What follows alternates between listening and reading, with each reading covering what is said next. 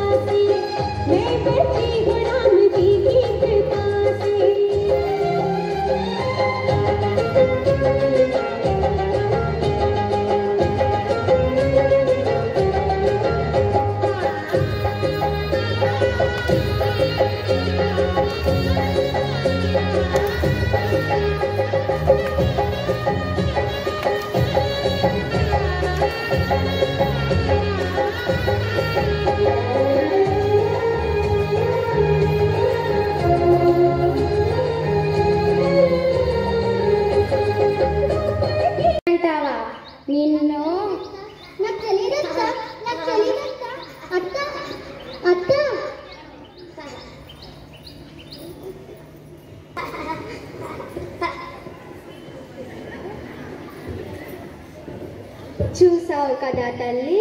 ఏంటక్క? నా కుండలు కదా ఇక్కడికి ఎలా వచ్చాయి? ఏమో అక్క, నాకు తెలీదు. నా కుండలు దొంగలించింది నువ్వే కదా అక్క? నిజంగా నాకేం తెలీదు అక్క. అక్క కొట్టదక్క, అక్క కొట్టదక్క, ప్లీజ్ అక్క కొట్టదక్క. కన్నయ్య, ఇదంతా చేసి నువ్వే కదా? నిన్ను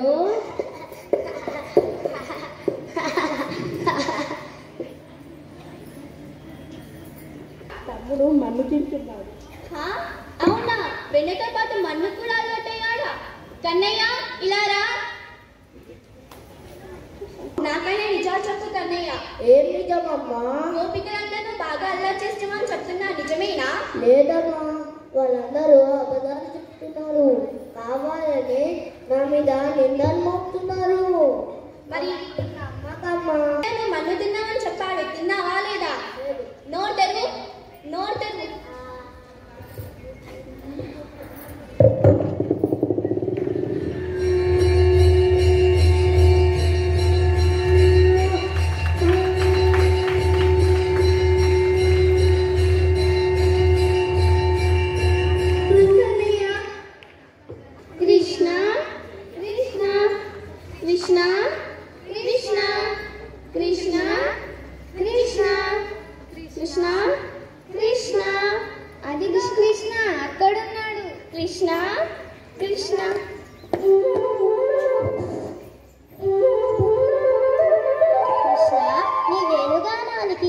ప్రకృతి పరవశించిపోతుంది. నీ వేణుగానాన్ని మాకు కూడా నేర్పించవా కన్నయ్య?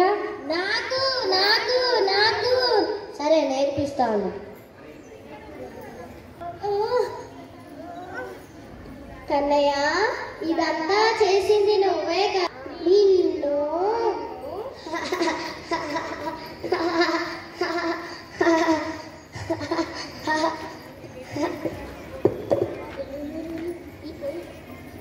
దేవతలకు అధిపతి అయినటువంటి ఈ ఇంద్రుణ్ణి కాదని ఆ నందనందుడు చెప్పాడని ఆ కొండకు గోవర్ధనగిరికి పూజ చేస్తున్నారా? నా శక్తి చూపించే సమయం ఆసన్నమైంది. ఓరి మేఘల్లారా, ప్రళయ గర్జన భీకరవాణతో గోకులాన్ని ముందెచ్చండి.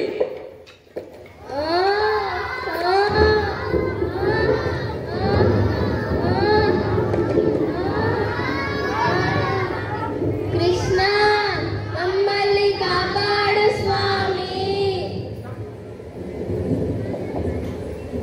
మీరు పూజించిన ఈ గోవర్ధనగిరియే మిమ్మల్ని కాపాడేది.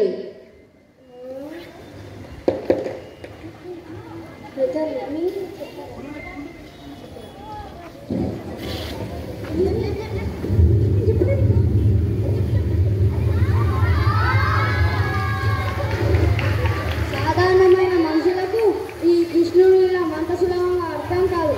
ఈ కృష్ణుని మాట కొల్లుకోరు. కాపాడు స్వామి. గోకులం అంటే నాకెంతో ఇష్టం.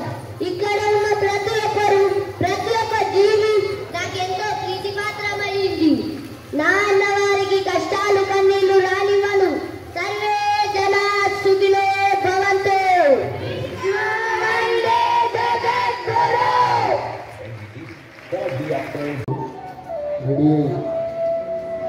పాఠశాలకు విచ్చేయడం జరిగింది. అందరూ గోపికలు కూడా చాలా ముద్దుగా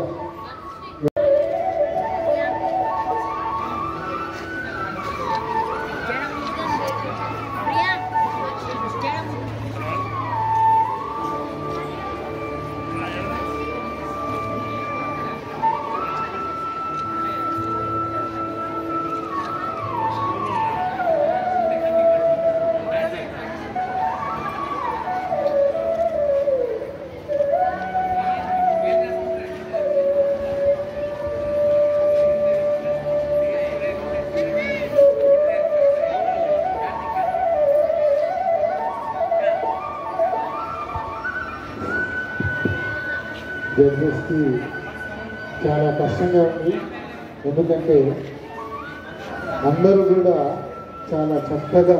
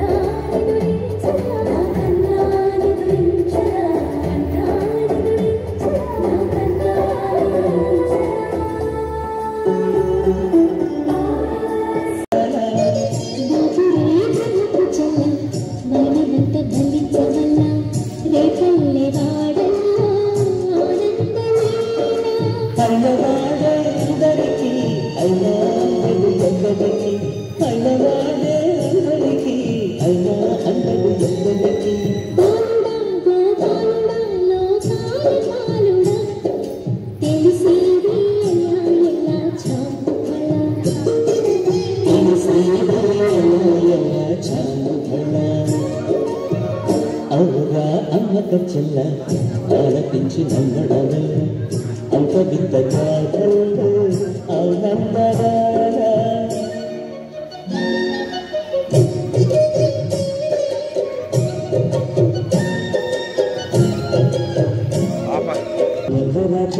కళ్ళతో కలిపిన వాడి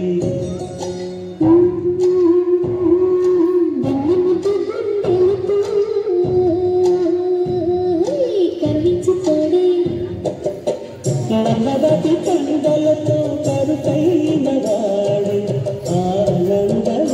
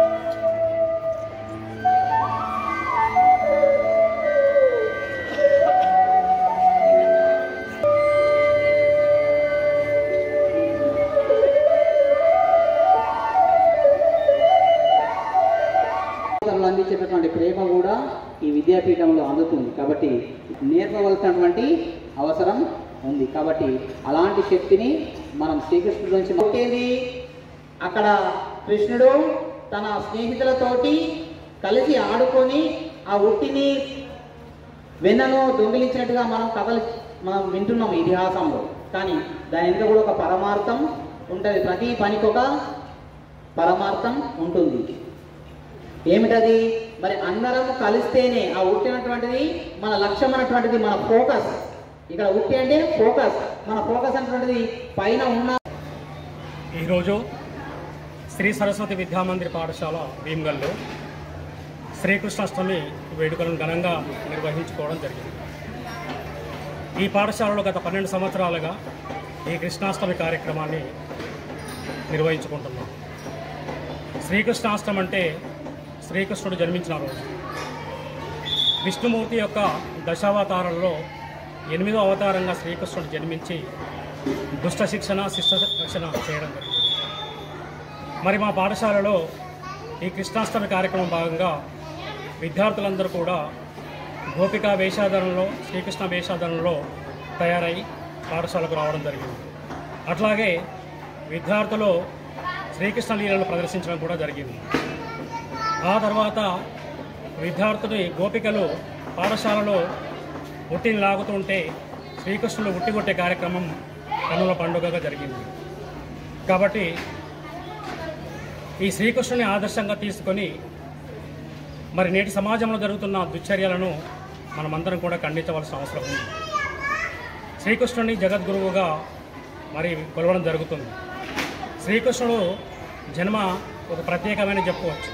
విష్ణుమూర్తి యొక్క దశావతారంలో కృష్ణుడి జన్మ యొక్క ప్రత్యేకత ఉందని చెప్పుకోవచ్చు.